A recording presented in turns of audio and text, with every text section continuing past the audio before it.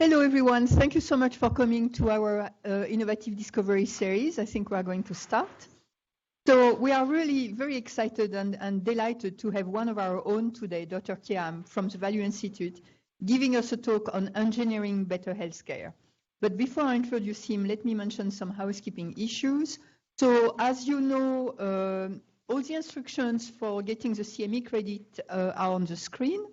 And we can also email you the instructions if you provide your address on the sign-in sheet. And new since last week, in fact, is that we have 5 days now to complete the signing sheet, to complete the instructions, the CME request. So this is great until Tuesday. Our August 9th ID series, we will have Dr. Paulina Sokolov from Drexel, who will talk about transition from hospital to home healthcare, informatics opportunities to support nurse decision-making through improved health information technology. So it's going to be really interesting. So it's August 9th, not this week, but the following week. Not next week, but the following week. And again, our September 5th tech talk is Dr. Jobayer Hossein from Nemours, who will talk about trajectories in unbalanced longitudinal data. So please sign up and come. This will be really great. So I'm really excited to introduce Dr. Chiam. Dr. Chiam is currently the Director of Health Systems Optimization in the Value Institute at Christiana Care. As such, he developed his team to take on some of the most pressing issues faced by the hospital system, including optimizing inpatient flow and resource utilization, access to ambulatory care, as well as patient experience through approaches such as data science, engineering, operations research, and human factors.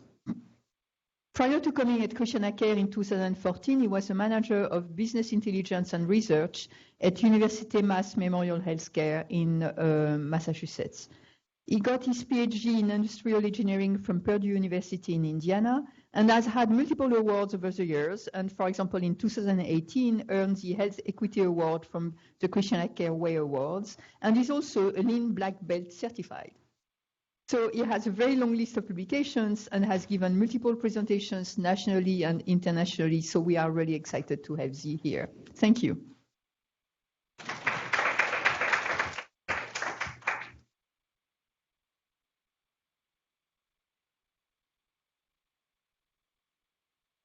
Thank you, Claudine. Good afternoon, everybody.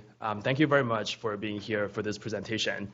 So for today's presentation, I would like to share with you some topics in industrial engineering and talk about how some of these methods were developed and how these methods were applied in healthcare here at Christiana Care, as well as in other healthcare systems. So the motivation behind this talk is that industrial engineering is actually a relatively new field of engineering, even within the engineering world. So there are many engineers out there who actually don't know what we do. So because of that, some of them call us imaginary engineers, but I insist we're industrial engineers. So because of that, I also want to take this opportunity to introduce industrial engineering to this audience as well. So I really appreciate you guys being here. So before I get into the case studies and the use cases, I just wanted to give a little bit of background about the history of industrial engineering.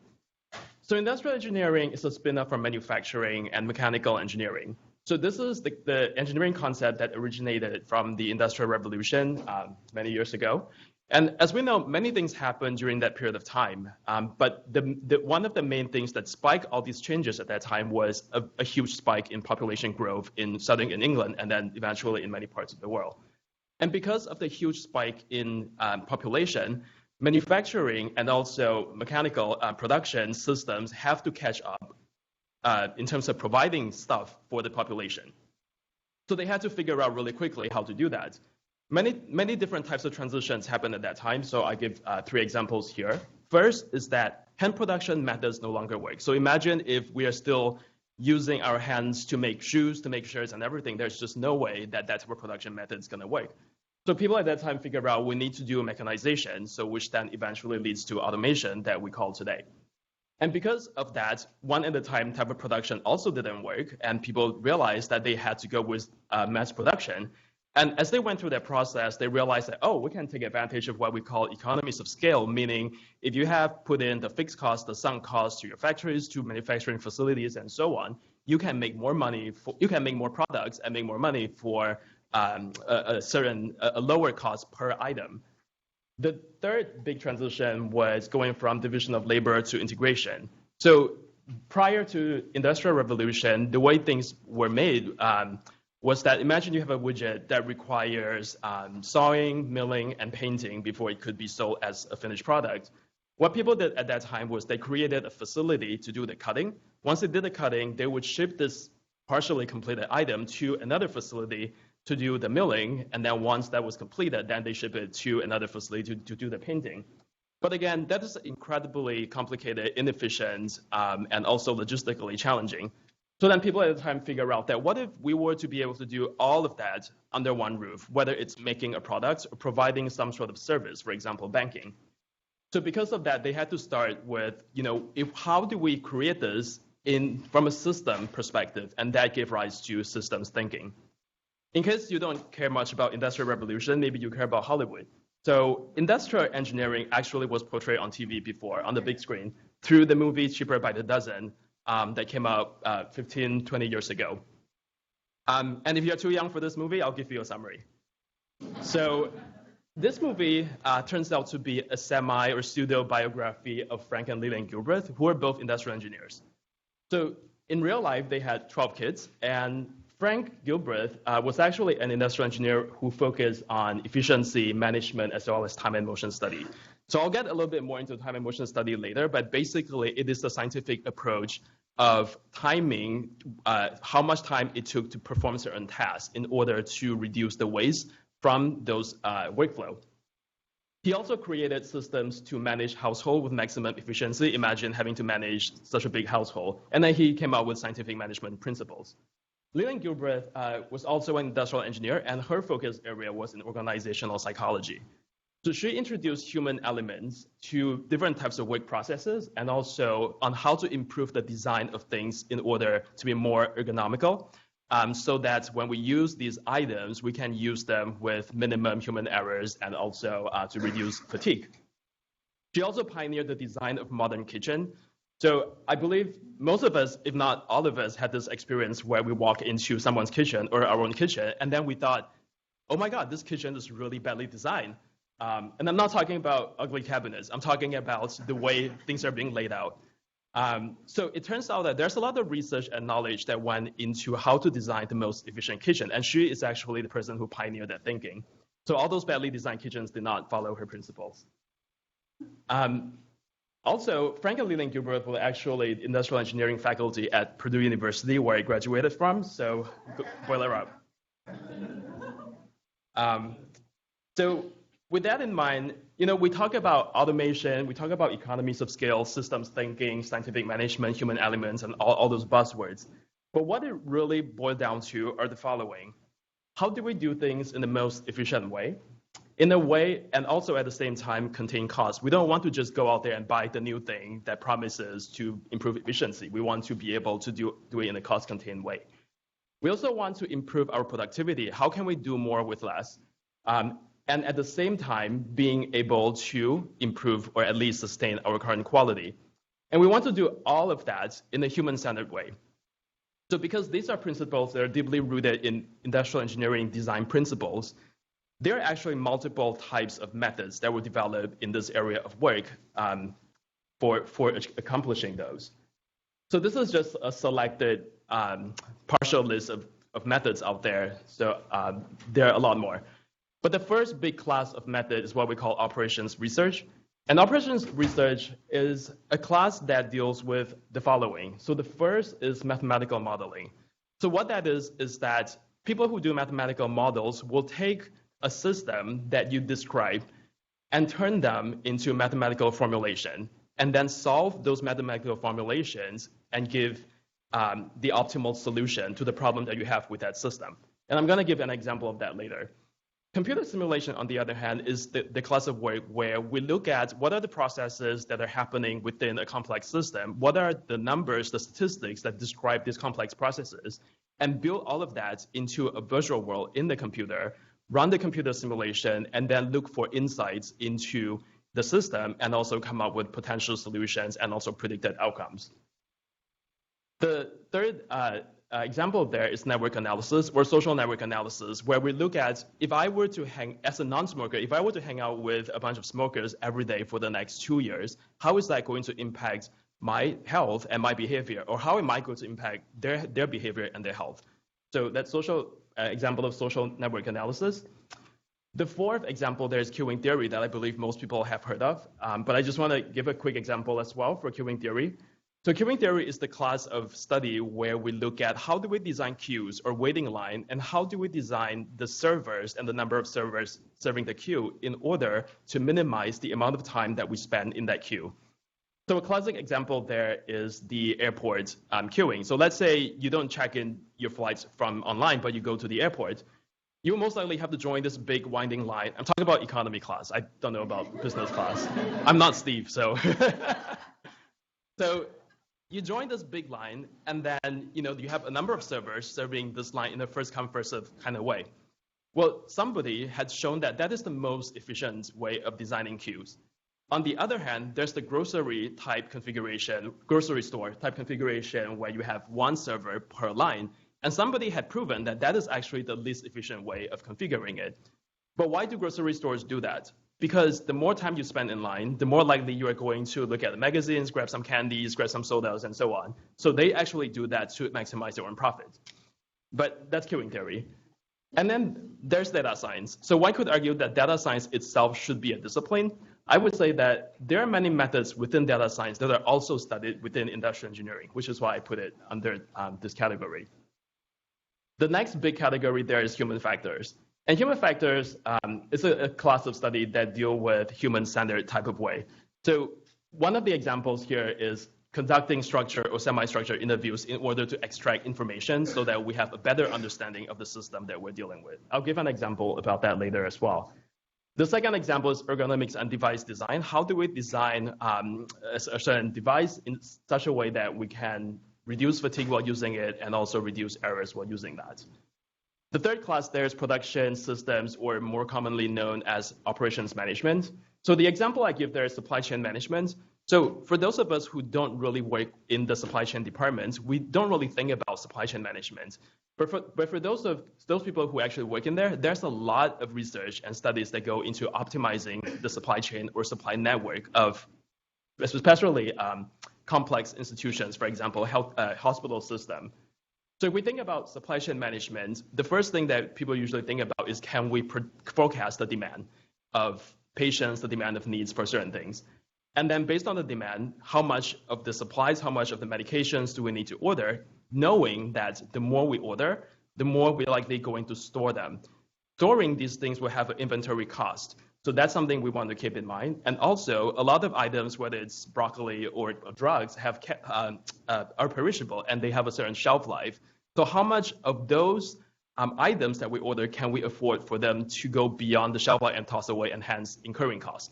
So all those variables need to be balanced, need to be optimized in an optimized supply chain management system. The fourth class there is quality. So I'm sure all of us have heard, something about Lean, Six Sigma, total quality management, and so on. So regardless of the flavor and the words that I use in these methodologies, they all go after something fundamentally similar. Number one is we want to reduce waste in the process, in the system that we're in.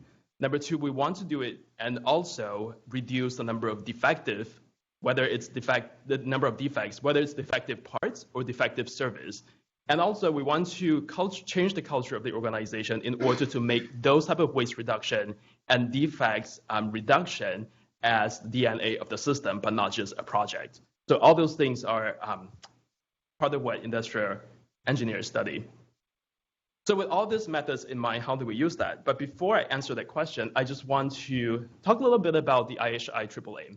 I believe that most of us have seen this, but basically the IHI AAA is a framework developed by IHI to guide health systems to look at what should we do in order to optimize the health system performance. So IHI proposes these three main areas. One is that we have to improve population health. We also have to improve the experience of care, and we have to do so while containing the cost. So I want to acknowledge that this is the model that we should all strive for, and this is the model that we all are striving for. But I also want to offer a personal twist to this model, perhaps a little more actionable. So this is what I'm proposing. I think an optimized healthcare system should focus on these three areas. First is access. Are we able to structure our healthcare system in order to provide access to services, access to products, to patients, to community members in a timely way? So these type of services could be things like primary care, specialty care, community resources, housing, et cetera, et cetera. And if we're successful at providing optimal access to our services, then we need to be able to flow our patients and the processes so that no patients or process get stuck in any part of the system. For example, if we are able to get a patient into a clinic, we don't want the patient to be sitting at the waiting room for an hour between check-in and being seen by a provider, assuming the patient shows up on time. We also don't want to admit an ED patient and have the patient sitting in the emergency department for 4 hours before the patient is being transported to a bed in the acute care setting. Once the patient is in the acute care setting, for example, we don't want the patient to have to wait over the weekend in order to get the stress test or to wait for labs, to wait for a phlebotomy and so on unnecessarily. So we want all these processes to be able to flow seamlessly. And the third domain, which perhaps is the largest domain, is service. So the way I define service is that whether or not we're able to provide optimal treatments for the patients for whatever disease that the patient needs to be treated, and in such a way to have zero harm and zero medical errors. We also need to have adequate staffing and optimized scheduling in order for us to provide the level of service that we want to be able to provide for our patients. So with that, I would like to give some examples of the work that we have done using industrial engineering techniques in each of these domains. Oh, before that, and I believe that once we're able to optimize access, flow, and service, that's when we'll see an improvement in patient experience. So here's the first example that I would like to share with you. Several years ago, we worked on a project with Swank Memory Center to improve the access. And the way we defined access was the wait time from the appointment is made to the appointment time itself. So we know that at that time, right now it might be a little bit different, but at that time, Swank Memory Center served basically three major population types. One is geriatrics, second is memory, and third is neurology. So we went into Swank Memory Center, we interviewed the staff, we did analysis and so on, and we found that there are three potential interventions that we're looking at. Number one, everybody's favorite, increase FTEs. Number two, overbooking. So we were trying to explore, should we overbook certain slots by a certain percentage in order to see an improvement in access, given different no-show rates and cancellation rates. We also looked at the possibility of reducing unnecessary follow-up visits. So there are many visits that are unnecessary due to many different reasons. Some reasons could be that providers schedule patients to come in a routine kind of way. But also there were cases where we were told some patients should really go back to primary care, but for some reason they didn't, and they kept going back to specialty care providers. So then we want to look at the impact of reducing those unnecessary visits to access to the Swank facility. The method that we used was discrete event simulation, which is the type of virtual computer simulation that I mentioned earlier, to look for the impact of these potential interventions. And I'll show a little example of discrete event simulation later in the presentation. So we did our analysis and we found the following results. It turns out that increasing FTE will not change access to geriatric and neurology at all. But that increasing FTE will help memory patients gain better access to the system. But as we all know, increasing FTE is easier said than done. So then hence we look into optimal overbooking level as well. And we found that if we want to overbook these slots in order to improve access, for memory population, we need to overbook 30% of the slots. For geriatric, 15%, for neurology, 20%. And if we were to reduce the unnecessary follow-up visits, then we need to reduce 50% for the memory population, 25% for geriatrics, and reducing these follow-up visits for neurology basically wouldn't do anything to access. So as you can imagine, this type of problems is not unique to Swank Memory Center. We have many different clinics that could benefit from analysis like this to help guide them on what are the interventions that they can think about implementing in the clinics and at what level of the interventions that they want to strive for. So that's access. And the next example I want to give is in terms of flow. So this is currently a very active project that we're working on.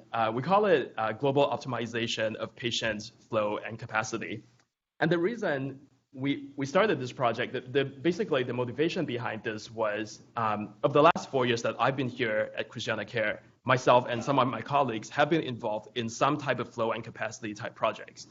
However, all these projects have one common denominator, which is all the projects focus on a very locally defined region of the hospital. So a project on emergency department, a project on 4C, a project on 6B6E, a project on TMU, and so on. In terms of scope management, that was the right thing to do. We don't want the projects to get too big. However, every time when we optimize something locally, we have this nagging thought in our heads that as we're doing the local optimization, are we shifting the ways to other parts of the system? Are we causing another part of the system to be non-optimized or even less optimized than before?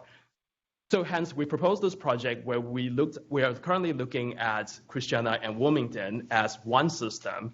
And we want to challenge the assumption that beds currently are allocated and assigned appropriately. We want to see what can we do in order to optimize the health system globally. But as we all know, whenever we talk about anything globally, the complexity of the projects just become way too complex. So in order to guide our work, we started this project by using some human factors principles. So the human factors principles that we used right off the bat was semi-structured interviews. So we developed a bunch of questionnaires, and we used semi-structured interviews to work with leadership from executives and also frontline staff to get their perspective and their experience of what are the patient flow and capacity challenges that they experience themselves or they think people are experiencing. And then we also use what we call hot washing, a term that I learned from Austin, in terms of getting the interviewers on the same page on how we are conducting these interviews and our learnings that we make from these interviews. And then we use grounded theory to figure out of all these different opinions and perspectives that we get, how can we condense them into something that is more manageable?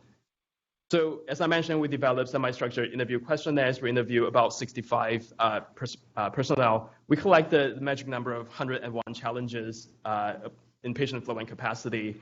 And then we performed thematic extraction, and then we were able to condense the 101 challenges into 44 challenges spread across 9 different categories. So here's an example of what that looks like. So the 9 categories that we found are culture, scheduling, discharge, patient experience, other, beds, communication, staffing, and medication. And some specific examples are misalignment of goals between executives and frontline, the need to improve design and reduce length of discharge summaries. Other patient cohorts, somebody made a comment? Well, I heard something.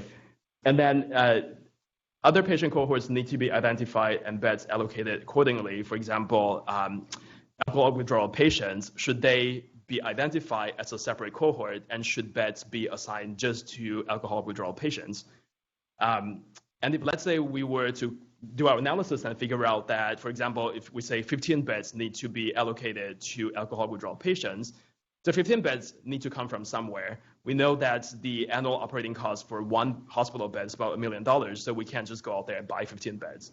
But where should the 15 beds come from? So all those will have to go into these analyses. And then in terms of staffing, an example would be lack of social workers and care managers, hence creating bottlenecks in patient flow for this patient population. As I mentioned, this is an active project. What we're currently doing is to utilize some data science techniques to figure out what are those other patient clusters or patient cohorts that we need to study further. We're also going to be using computer simulation to predict the impact of some potential interventions. So let's say we were to say we want to smooth out surgical schedule in a certain way. So the question would be, how do we, what are the surgeries that need to be smoothed out, and how much smoothing do we need to do in order for us to see an impact of flow in the PACU, in the ICU step down? and so on.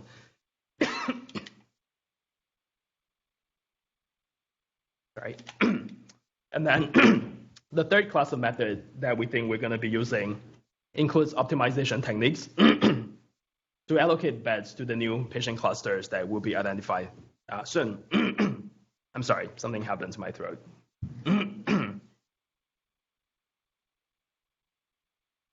So I would like to give an example of what these optimization techniques look like with the next case study.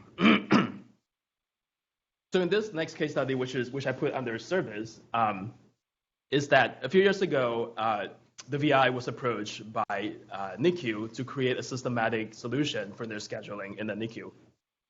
And that has to be done satisfying some operational constraints. So these constraints are things like we can only assign one shift to one nurse per day. A full-time nurse will have to be assigned exactly 72 hours of work within a 2-week planning horizon. And this nurse can only work Mondays, that nurse can only work Wednesdays, and that sort of thing. So then the team basically translated that type of operational verbal system into a mathematical optimization model. There are many different flavors of mathematical optimization models out there, but then they all follow a very similar fundamental structure. The structure starts as follows. There's always an objective function. So the objective function is basically what do you want to accomplish. So the objective function is almost always minimizing something or maximizing something. Could be maximizing revenue, maximizing profits, maximizing whatever measure. And typically minimizing would be minimizing cost, minimizing the deviation of something from a target, which in this case, it is actually minimizing the deviation of your actual nurse schedule with the target nurse schedule, while satisfying a bunch of constraints.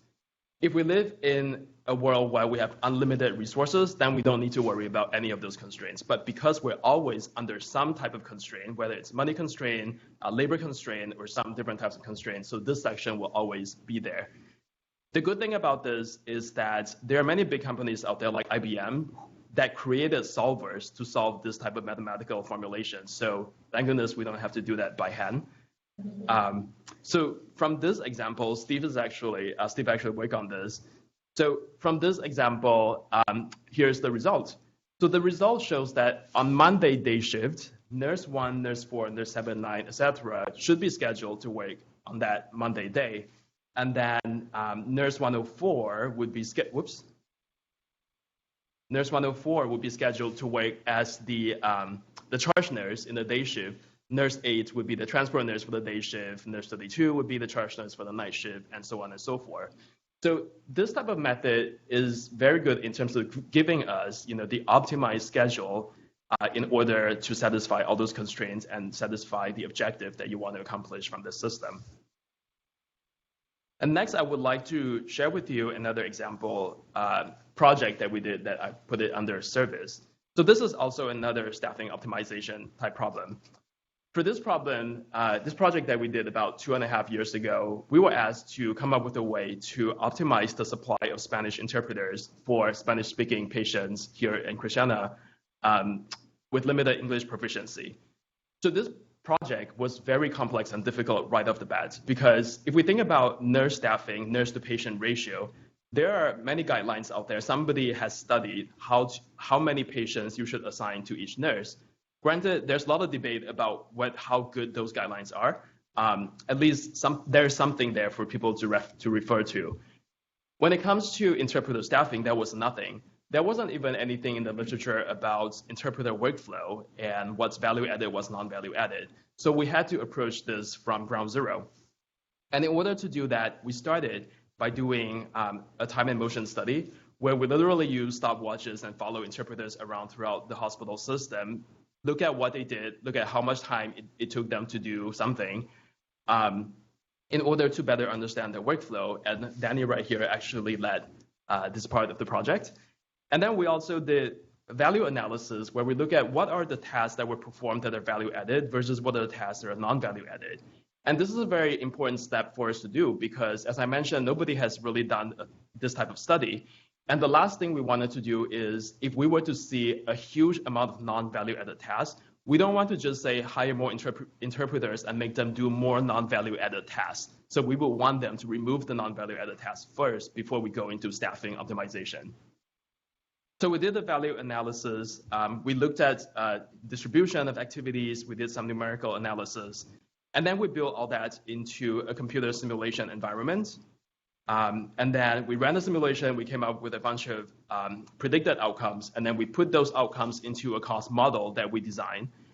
And then we came up with a set of solutions. So before we go into the solution, I just want to share with you what a discrete event simulation looked like for this, using this example, since I talk about it quite a bit by now. So basically, oops, is it not showing up?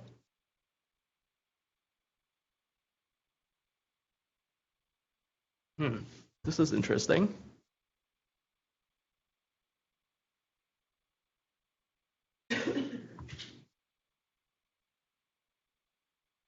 Okay, that works. What about this? Okay, well, technical difficulties. It's not showing up, so I will just continue. So we used this type of simulation, and then we collected some predicted results. So this is what the results look like. The primary y-axis on that side is actually the cost. And I black out those numbers because they are tied to people's salaries, so we don't need to know exactly what the numbers are. The y-axis is actually the count of FTEs. So when this project first started, we were at 6.8, all the way to the left. And let's focus just on the blue line, which is total cost. Typically, when we think about increasing FTEs, we think about incurring costs, so that will cost more to hire more people. In this case, however, we found that if we were to hire more Spanish interpreters up till 10.5 FTEs, the total cost actually decreases. And if we were to keep hiring, then that's where the total cost will increase. So from here, we actually make a suggestion to finance that the interpreter department should really increase the FTEs from a service perspective as well as from a cost perspective. So that's an example of how we use industrial engineering technique. But where do we go from here? We have done operational type work, we have done scheduling, access, and so on. So what other types of projects can benefit from industrial engineering techniques? So first, I want to talk a little bit about medical treatments using cancer treatment as an example. So as you all know, I'm an industrial engineer, so all the clinicians in the room, please correct me if I say something incorrectly with this. But based on my understanding, multiple treatment modalities are available for cancer treatments, including surgery, chemo, radiotherapy. And almost always, the objectives of cancer treatment are, we want to maximize the damage to the tumor itself. At the same time, we want to minimize the side effects that are experienced by the normal tissue from the treatments.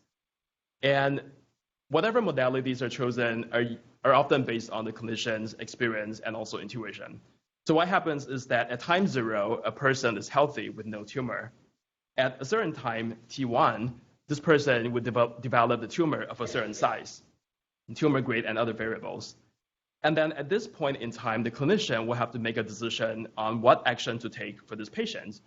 So after taking a certain action, the patient could either return to a healthy state, or the patient could actually continue to have tumor growth to another size at time T2 with some side effects, and so on. So then the clinician is now faced with yet another series of decisions that he or she has to make about what treatments to provide. And this cycle continues until eventually the patient died, whether it's from cancer or from other causes. But the challenge here is that this is based on one individual's experience and intuition. What happens if we have a way to collect these experiences and plug that into a model and have the model learn about the effects of different treatments given different states of the system? As it turns out, there's a method called Markup decision process, which is also known as a method within reinforcement learning. And reinforcement learning is actually a class of method that is studied in industrial engineering, data science, computer science, and mathematics, going at this from a different perspective. In order to do Markup decision process, we'll have to formulate the problem in a certain way. So the first is that we'll need to be able to define what is the state space. So the state could be healthy, state 0 could be healthy, state 1 could be sick, state 2 could be sicker, or in terms of tumor size or whatever that might be, and then eventually a terminal state. The next thing on there is action. So we need to be able to define what are all the available actions that we can take given a certain state. We also need to figure out what is the transition probability from one state to the next. So for example, in this case, state 0 to state 1 has a transition probability of, I call it P12, whatever that number would be. And with every type of action that we take and every state that we end up in, there's going to be a cost. The cost could literally be how much it costs to do the chemo, but it also could be the cost of the patient being in a certain health state. So that will have to be quantified and then put into that formulation. And there are actually solution algorithms out there already developed. Some classic ones are value iteration, policy iteration, but there's a lot of research out there still developing more efficient and better types of solution algorithms to solve problems that are of this nature. I use cancer treatment as an example, but we can tell that this type of approach is applicable to many, many different types of treatments for diseases and even for operations. We could use this to answer the question of how many beds should we open up given a certain system state, given how occupied we are, given how many staff we have on duty, and so on. We could even use this to make decisions on how many per diem nurses do we need to pull in given the type of system condition that we're in. So this is an extremely versatile approach. The next example I want to give in terms of using industrial engineering techniques is population health and policy intervention. So my colleague Scott reminded me that the data that we use to build this pie chart are very outdated and very nuanced. So we don't want to look at the actual percentages on this pie chart, but the message behind this pie chart is still valid. And the message is the healthcare that we receive actually accounts to a very small portion of our overall health. Other things, for example, social circumstances, environmental exposure, behavioral patterns, and so on, actually accounts for a huge portion of our health state. And with that, and also knowing that population health is such an important topic for us to study and for us to act on, I want to talk a little bit about how do we currently understand population health. So the way we currently understand population health is what some people would call the reductionist approach, which is we look at variables such as race, ethnicity, comorbidities, income levels, zip code, and so on. We run statistics over these, and then we say if you're a certain age, a certain race, a certain income level, and so on, then the likelihood of you picking up smoking is X, or the likelihood that you're going to get diabetes is Y. So that is definitely one way to look at it, but what are some of the underlying assumptions when we do things like that? First of all, we're not thinking about exposure. We all know that if we were to hang out with smokers who smoke every day, I don't know how many packs, then chances are that our behavior could be impacted, but that is not taking into consideration any of those variables.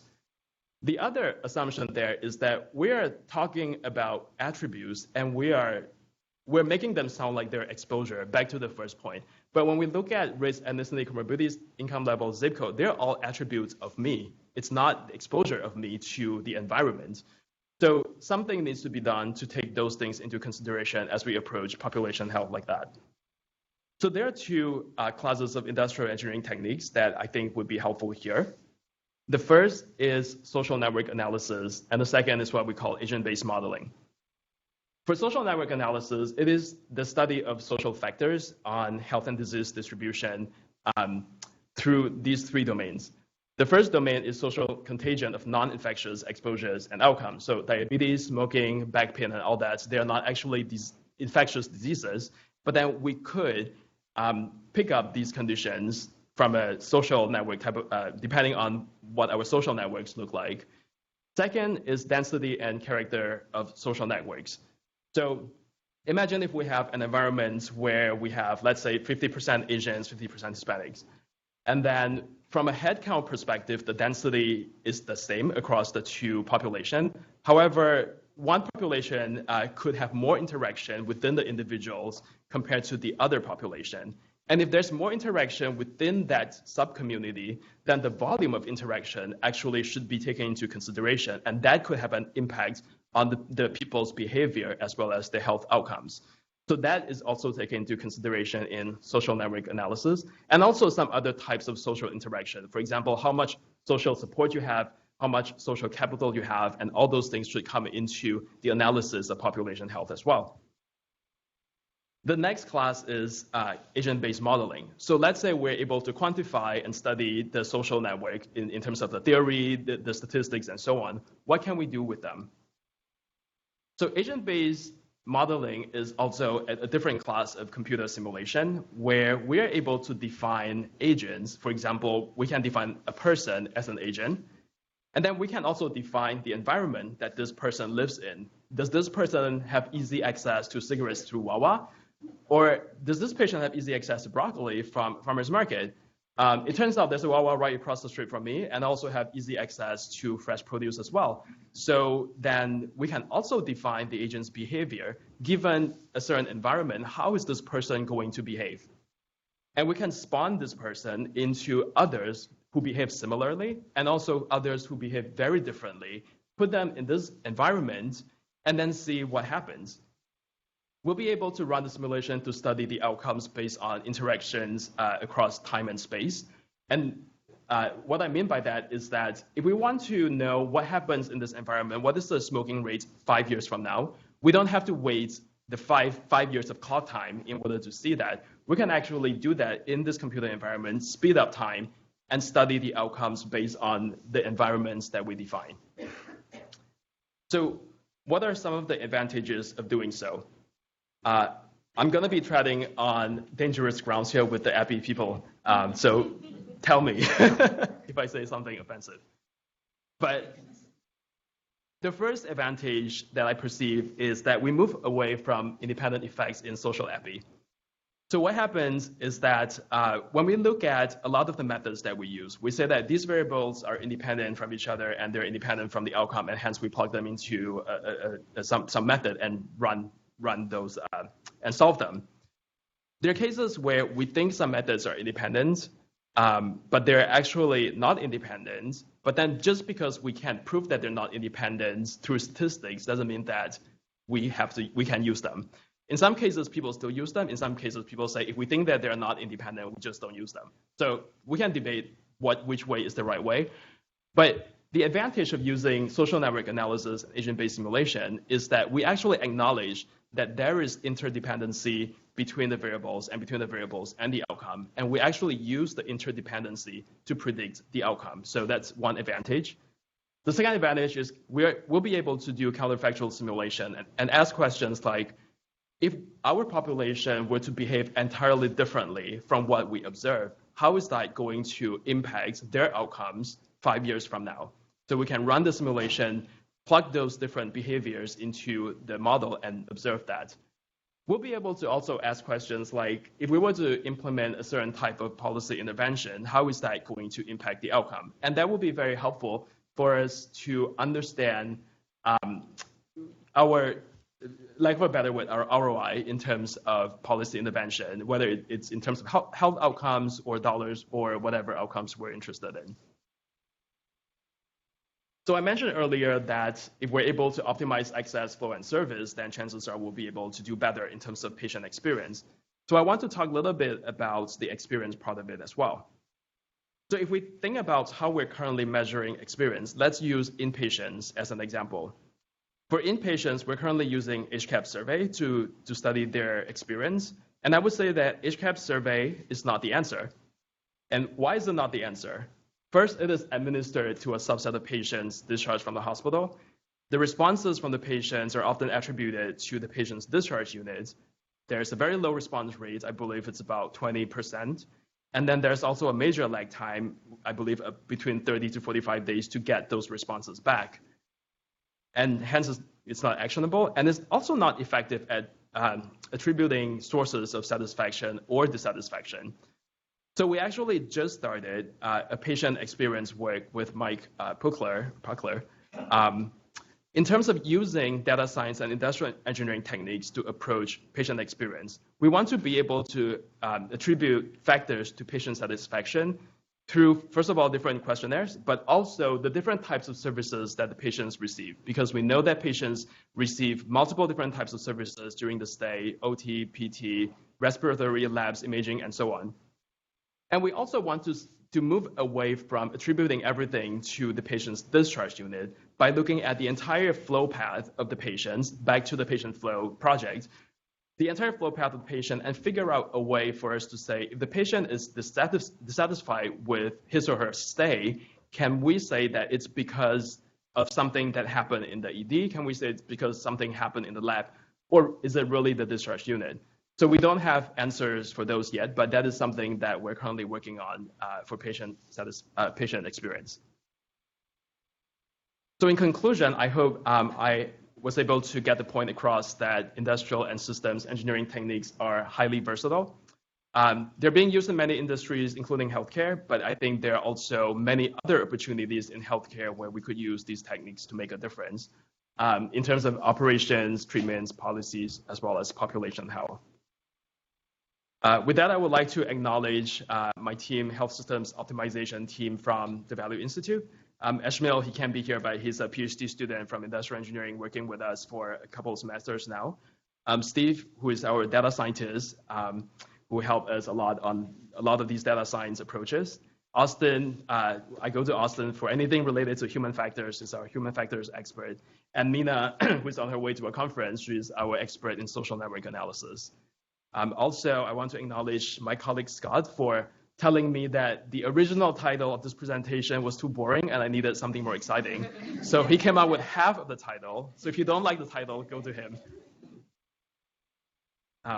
And these are the references I used to put this presentation together. And with that, I'm open to any comments or questions.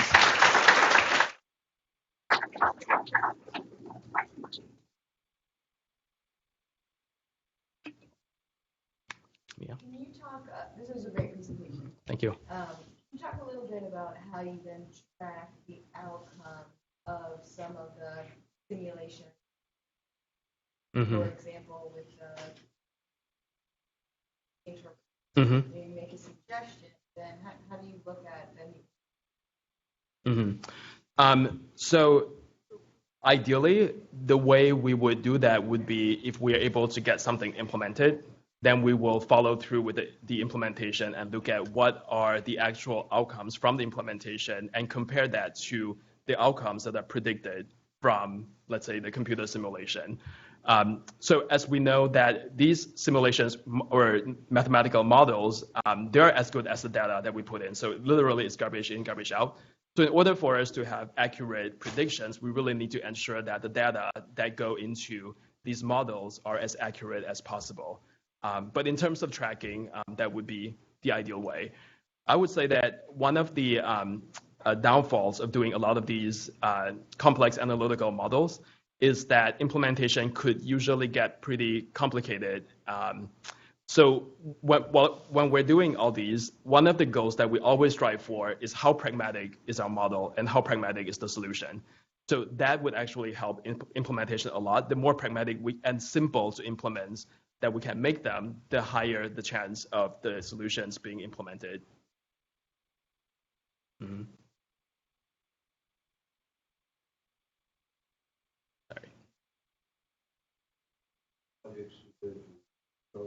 Study would approach you, or do you go and look at how do you get these tips?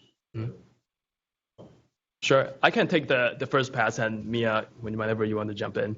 I would say that it's two paths. So one path is that, say for example, the interpreter department came to us and said that, hey, I have this problem that I want to solve and would like to engage you guys as partners and help me figure this out so that we would do our meetings, we'll have periodic check-ins and so on. So that's one way to do it, where we take the requests from outside the Value Institute. In fact, on our website, we actually have a consult form where people could go fill in the requests, and then Mia and Ed and some other leaders would look at what these requests are and then how to dispatch these requests accordingly.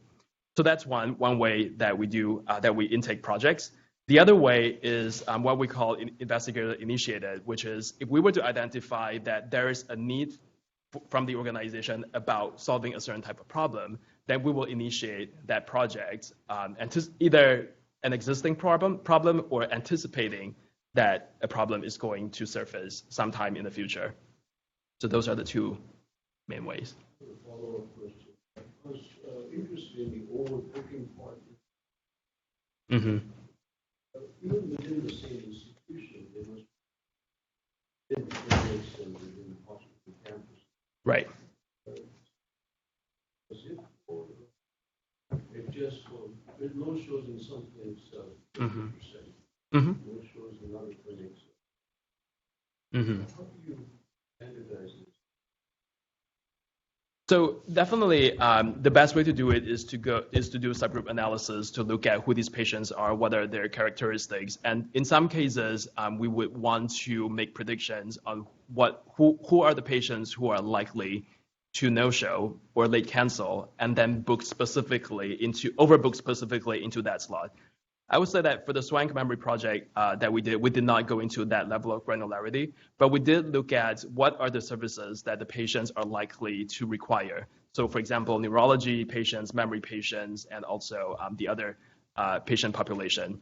And then we look at what are the slots within Swank Memory Center that are allocated to each patient population, and then looking at different levels of overbooking into those specific slots.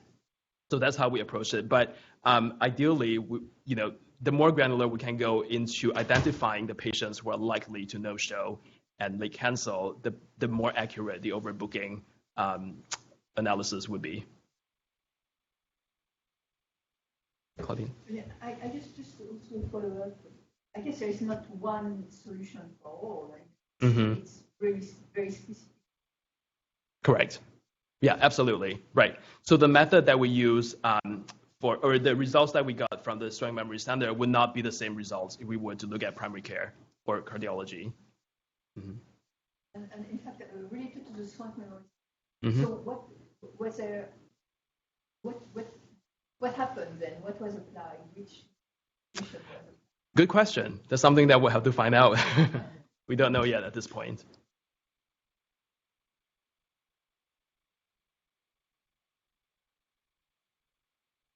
Any other comments or questions? Not? Thank you.